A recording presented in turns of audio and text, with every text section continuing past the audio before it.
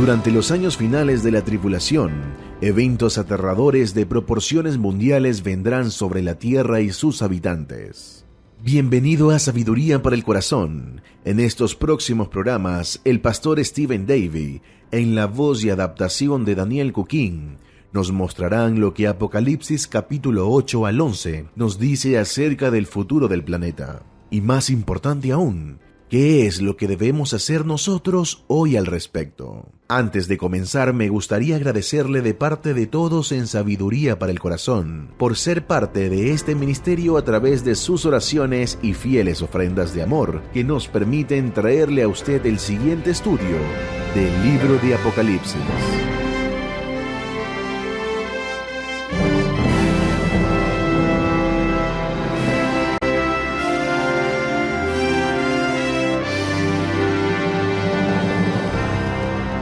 Cuán fácil es cantar, oh que tuviera lenguas mil del Redentor cantar. Y sin embargo, nunca usar nuestra lengua para compartir con otra persona que hemos sido redimidos. Si le preguntara a toda la audiencia, ¿ha compartido el Evangelio de Cristo con algún inconverso? En el trabajo, en el colegio, en su vecindario, en el negocio, donde sea. Me pregunto cuántos responderían sí. Y no solo eso, sino que estoy decidido a seguir compartiendo el Evangelio con las personas a mi alrededor. Según una encuesta que leí recientemente, de las personas que afirman ser nacidas de nuevo, casi el 60% dijo que no sentían que era su responsabilidad compartir el Evangelio. Eso me hizo recordar a un comediante que le preguntaron acerca de su religión. Él respondió diciendo, no me gusta hablar de eso. Bueno, entonces, ¿qué eres? Soy un observador de Jehová. Oh, nunca he escuchado de tal cosa. Bueno, quizás no, pero estoy más cómodo siendo un observador que un testigo.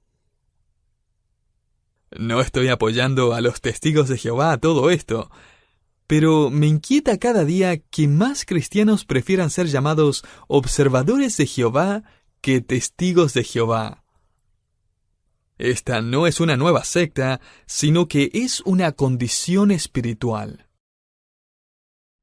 Si ha estado estudiando junto con nosotros este último libro de la Biblia, recordará que estudiamos acerca de los 144,000 valientes evangelistas judíos, las millones de personas que llegan a la fe en Cristo y están dispuestos a vivir por Él, y los millones de mártires que dieron sus vidas por el Evangelio.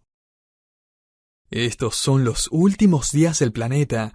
La palabra de Dios está siendo esparcida a través del testimonio fiel del pueblo de Dios. Y ahora, dos de los testigos más espectaculares están a punto de hacer su aparición en Apocalipsis 11. Sin embargo, antes de que estos particulares testigos sean presentados, Juan recibe la petición de ser parte del drama de esta revelación. Note Apocalipsis 11:1. Entonces me fue dada una caña semejante a una vara de medir, y se me dijo, levántate, y mide el templo de Dios, y el altar, y a los que adoran en él. Dios le dice a Juan que tome su caña de medir y que mida el templo. La palabra griega para templo es naos, y se refiere al área interior del templo, compuesto por el lugar santo y el lugar santísimo, no a todo el complejo del templo. Y lo que tendemos a olvidar, en medio de todos los números y medidas, es lo que Juan tiene que medir. Recuerde que no existía un templo en Jerusalén para cuando Juan escribió el libro de Apocalipsis. El primer templo fue construido por Salomón siglos atrás, pero había sido destruido. El segundo templo fue reconstruido por Zorobabel, después del exilio, pero también este había sido destruido. El tercer templo había sido construido por Herodes en los tiempos de Cristo, pero luego, tal como Cristo predijo en Mateo 24:2, ni una sola piedra había quedado sobre la otra. Un quinto templo será construido durante el glorioso reino milenial, del cual vamos a hablar más adelante, pero sin embargo Juan ve un templo que fue construido después del templo de Herodes, destruido en el año 70 después de Cristo, y antes de que el quinto templo sea construido durante el reino milenial. Así que este cuarto templo va a ser reconstruido en Jerusalén, quizás antes o durante la tribulación. Leemos entonces en Apocalipsis que a Juan se le pide que mida el cuarto templo. Y específicamente se le pide que mida el lugar santo, el Naos. Obviamente, el medir el templo no significaba un esfuerzo para determinar sus dimensiones físicas. Esto era un acto simbólico de pertenencia. Dios estaba marcando el templo y los judíos adorando adentro como su propiedad. Pero note ahora lo que Juan omite en Apocalipsis 11:2. Pero el patio que está fuera del templo, déjalo aparte y no lo midas, porque ha sido entregado a los gentiles, y ellos hollarán la ciudad santa 42 meses, lo que son 3 años y medio. Este patio que está fuera del templo representaba el atrio de los gentiles, el patio al cual los gentiles podían tener acceso. Y Dios le dice a Juan que no mida ese patio, lo que simplemente significa que esta área está excluida de la propiedad y el favor de Dios. Esta omisión se ha vuelto aún más fascinante a la luz de los hallazgos arqueológicos de los últimos 20 años. Permítame explicar. Si hoy fuera a visitar Jerusalén, en lugar del templo judío, encontraría uno de los sitios más sagrados del Islam sobre el planeta. Una mezquita conocida como el Domo de la Roca. Sin embargo, Juan ve el templo reconstruido en Jerusalén. Obviamente en el mismo lugar donde estaba originalmente, porque si no perdería toda legitimidad. Y ahora piense. Si por 2000 años los judíos, musulmanes y cristianos han muerto intentando controlar esta pequeña porción de tierra, ¿cómo es que los judíos van a poder reconstruir el templo sin comenzar una tercera guerra mundial? Con la ayuda de arqueólogos e inspectores, hay buenas razones para creer que el Domo de la Roca no está en el lugar exacto del Naos, el santuario que contenía el lugar santísimo. Si esta investigación es correcta, podemos ver fácilmente que existe una forma de solucionar este problema en Medio Oriente. Los judíos podrían reconstruir su santuario sin tener que destruir el lugar sagrado de los musulmanes. Sin embargo, al reconstruir el templo, los judíos se encontrarían con un problema interesante. Si el patio del templo fuera construido en su totalidad durante la tribulación, el patio que rodea el Naos, o santuario, compuesto por el lugar santo y el lugar santísimo, rodearía el Domo de la Roca. Qué interesante es, ¿no es así?, que Juan, en Apocalipsis 11, recibe instrucciones de no medir el área fuera del santuario. Se le dice en el versículo 2 que ha sido entregada a los gentiles, o sea, a los gentiles incrédulos.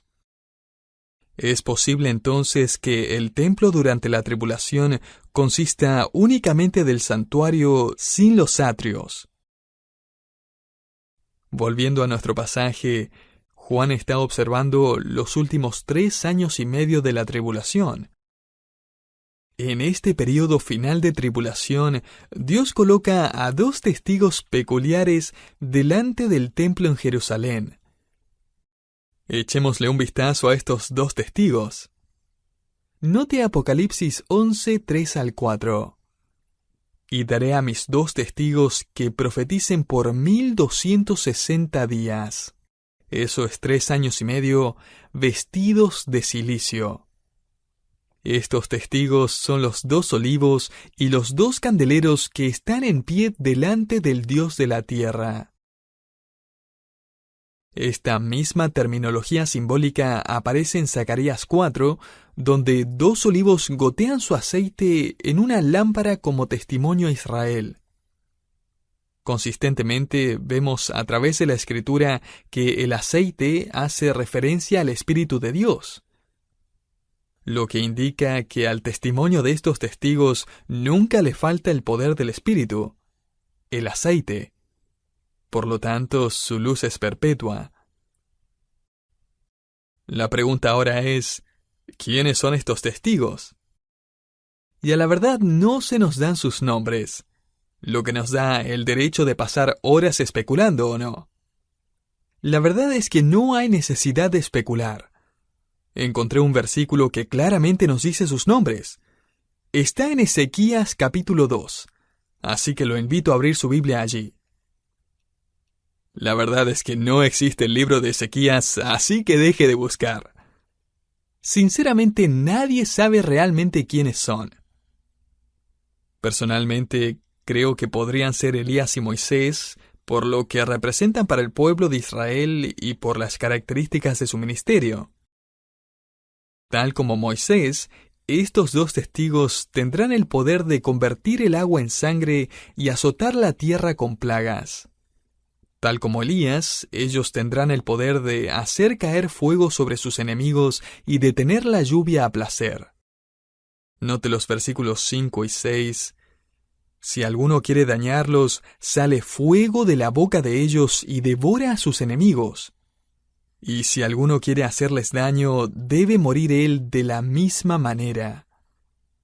Estos tienen poder para cerrar el cielo a fin de que no llueva en los días de su profecía, y tienen poder sobre las aguas para convertirlas en sangre y para herir la tierra con toda plaga cuantas veces quieran. Estos 2 testigos van a predicar la verdad de la palabra de Dios y la venida del Mesías sin miedo y con un poder sobrenatural. A todo esto, el enfoque en Israel, Jerusalén y el templo es aún más evidencia de que la iglesia ya se ha ido. Este capítulo presenta bastantes problemas para aquellos que creen que la iglesia va a pasar por parte o por toda la tribulación. Y es que simplemente es imposible meter a la iglesia en este capítulo sin cambiar todas las reglas de interpretación. Este es un templo literal que puede ser medido literalmente y en donde hay judíos literales adorando. Dios ordena excluir el patio de los gentiles, lo que crea un gran problema para algunos porque la iglesia está compuesta de ambos gentiles y judíos. Si la iglesia fuera de alguna forma representada en este pasaje, ¿qué simbolizaría Jerusalén? Y si los 2 testigos simbolizan el ministerio de la iglesia durante la tribulación o en cualquier punto de la historia de la iglesia, ¿qué están haciendo matando personas con fuego de sus bocas y con la bendición de Dios? Tome este texto literalmente, como lo podemos hacer con el resto de Apocalipsis. Ahora volvamos a nuestro texto en Apocalipsis, donde descubrimos que Dios permite que el anticristo mate a estos 2 testigos, solo después de que ellos hayan terminado su ministerio. Leemos acerca de esto en el versículo 7. Cuando hayan terminado de dar su testimonio, la bestia, el anticristo que sube del abismo, hará guerra con ellos, los vencerá y los matará. Vamos a hablar acerca del anticristo en un estudio futuro, pero por ahora continuemos con el versículo 8. Y sus cadáveres yacerán en la calle de la gran ciudad que simbólicamente se llama Sodoma y Egipto, donde también su Señor fue crucificado. En otras palabras, Jerusalén recibirá sobrenombres espirituales: Sodoma por su inmoralidad y Egipto por su opresión contra el pueblo de Dios. Sigamos en el versículo 9. Y gente de todos los pueblos, tribus, lenguas y naciones contemplarán sus cadáveres por 3 días y medio, y no permitirán que sus cadáveres sean sepultados. Años atrás, los escépticos se mofaban de esta profecía, diciendo que era imposible que fuera cumplida literalmente. Sin embargo, con la llegada del Internet y varios avances tecnológicos, las burlas han desaparecido. Imágenes en vivo son transmitidas desde Jerusalén al resto del planeta y todos se alegran y celebran la muerte de los 2 testigos. Note el versículo 10. Y los que moran en la tierra se regocijarán por ellos y se alegrarán, y se enviarán regalos unos a otros, porque estos 2 profetas atormentaron a los que moran en la tierra, o sea, a los incrédulos. Esta es la antinavidad del anticristo. Es una fiesta a nivel mundial. Toda la raza humana celebra, se envían regalos y tarjetas. De hecho, este es el único registro de gozo y felicidad durante la tribulación. Este es el último carnaval del mundo. Sin embargo, esta fiesta dura poco. Mientras las cámaras siguen enfocadas en los cadáveres de los testigos, de repente su piel empieza a recuperar su color. Uno de los testigos mueve un dedo y luego estira una pierna. Todos quedan en silencio. Horrorizados, boquiabiertos, dejan caer sus regalos al suelo mientras ven que una mano de los testigos empieza a moverse. Luego un brazo se acomoda. Los 2 testigos abren los ojos y los entrecierran por el brillo de las luces de las cámaras. Se sientan, luego se ponen de pie, y luego, versículo 12, oyeron una gran voz del cielo que les decía: «Subid acá». Y subieron al cielo en la nube, y sus enemigos los vieron. Y vaya si todos no estarán con la boca abierta. Note lo que sigue en el versículo 13. En aquella misma hora hubo un gran terremoto y la 10ª parte de la ciudad se derrumbó y 7,000 personas murieron en el terremoto y los demás, aterrorizados, dieron gloria al Dios del cielo. Esta referencia a dar gloria a Dios nos indica que algunos se arrepintieron genuinamente y pusieron su fe en Cristo Jesús. La mayoría del mundo aún va a rechazar su testimonio, pero algunos van a creer. Y aunque no cabe duda que el ministerio de estos 2 testigos es diferente al nuestro, hay algunos principios a partir de este pasaje que aún podemos aplicar a nuestras vidas el día de hoy. Primero, manténgase firme por la causa de Cristo, sin importar cuán rechazado, ignorado, ridiculizado y aún perseguido sea por ello. Segundo, dé a conocer a Cristo hoy. Tal como en el caso de estos 2 testigos, el tema no es cómo va a responder el mundo. El tema es si vamos a ser fieles y obedientes a la palabra de Dios o no. Varias décadas atrás, un pastor inglés llamado Francis Dixon contó la historia de una persona que por años se comprometió a ser un testigo del Señor. La historia comienza en una iglesia bautista al sur de Londres. Un hombre preguntó si podía dar su testimonio en la asamblea. El pastor dijo, «Claro». El hombre dijo, «Acabo de mudarme desde Sydney, Australia. Después de un par de meses de vivir aquí, fui a visitar a algunos familiares en Sydney. Estaba caminando por la calle George hasta que al pasar por el frente de un almacén, un hombre bajo y de pelo blanco me salió al encuentro. Él me dio un tratado y me preguntó, «Si hoy muere, ¿estás seguro que iría al cielo?». A lo que yo me alejé confundido. Nunca antes alguien me había hecho esa pregunta. Durante mi vuelo quedé intrigado leyendo el pequeño tratado. Llamé a un amigo que sabía que era cristiano y él me dijo cómo es que podía poner mi fe en Cristo. Solo quería compartir con ustedes que ahora soy un cristiano.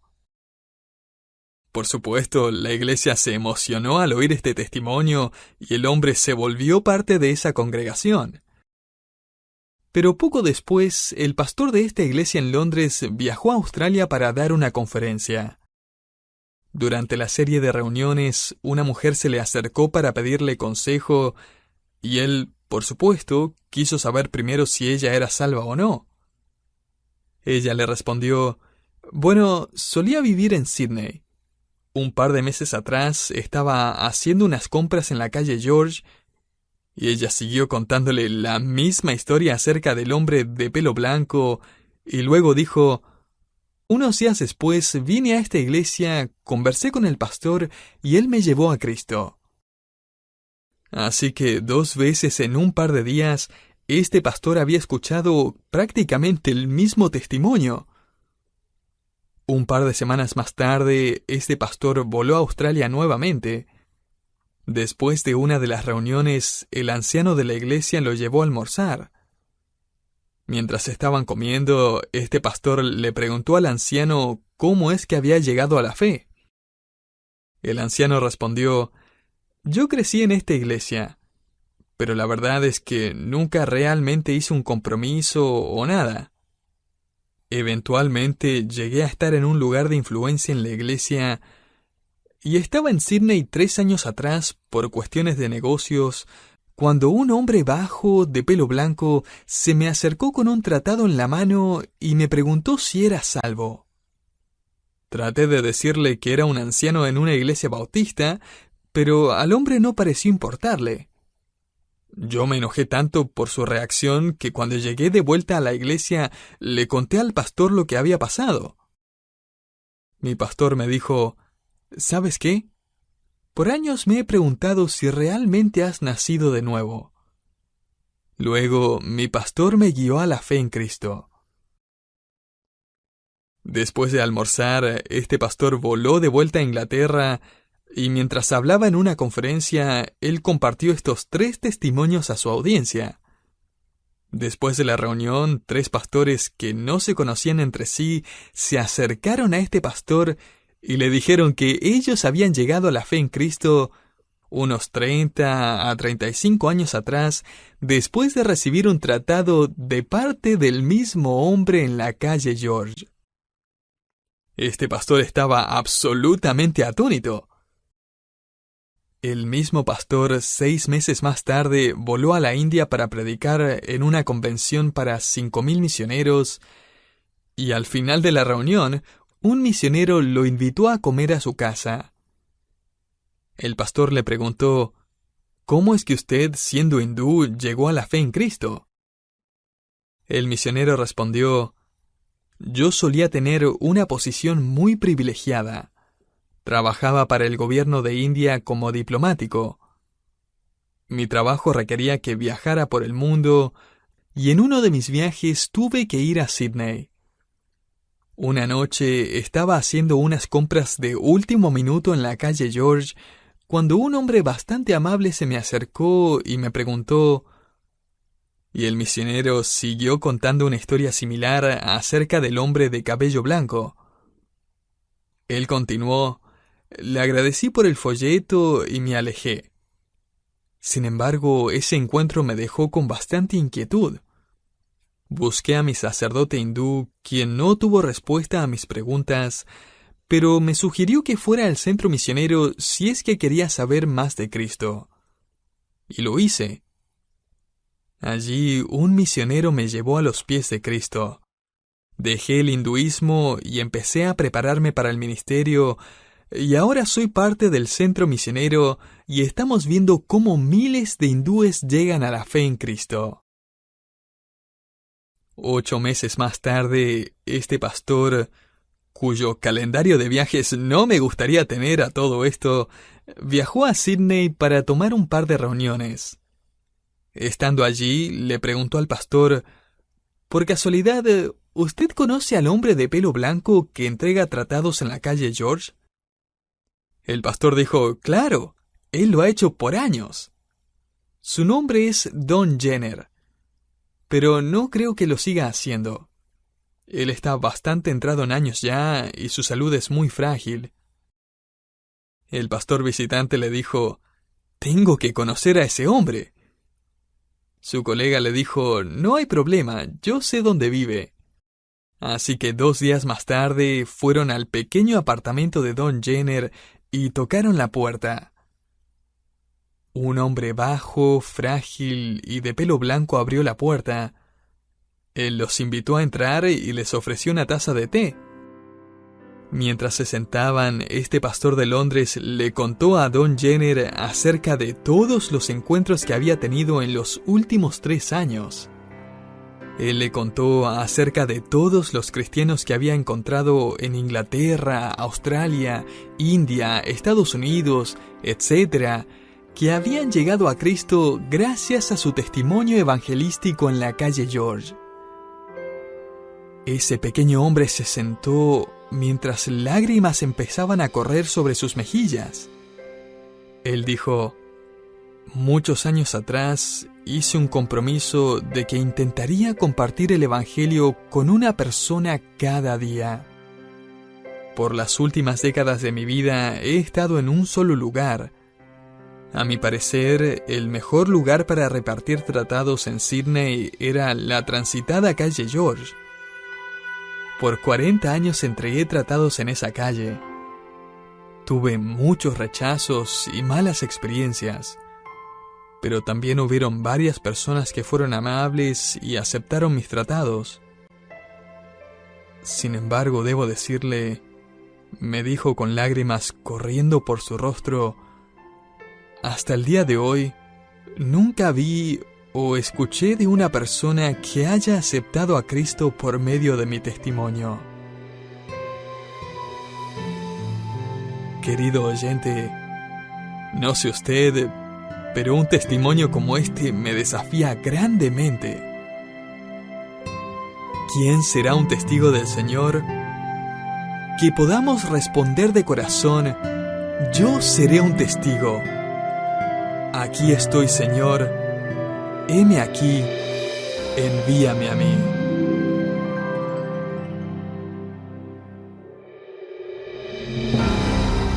Muchas gracias por habernos acompañado en Sabiduría para el Corazón. Si usted quisiera saber más acerca de este ministerio, o si quiere escuchar este programa nuevamente, le invitamos a que visite nuestra página de internet, sabiduriaespanol.org. También le invitamos a contactarse con nosotros a través del correo electrónico info@sabiduriaespanol.org. Sabiduría para el Corazón es un ministerio que se sustenta gracias a las donaciones de sus oyentes. Sus ofrendas de amor hacen posible que por la gracia de Dios sigamos tocando las vidas de miles de personas con la exposición fiel de la palabra del Señor. Hasta entonces, que el Señor le bendiga y nos encontramos en nuestro próximo programa, en Sabiduría para el Corazón.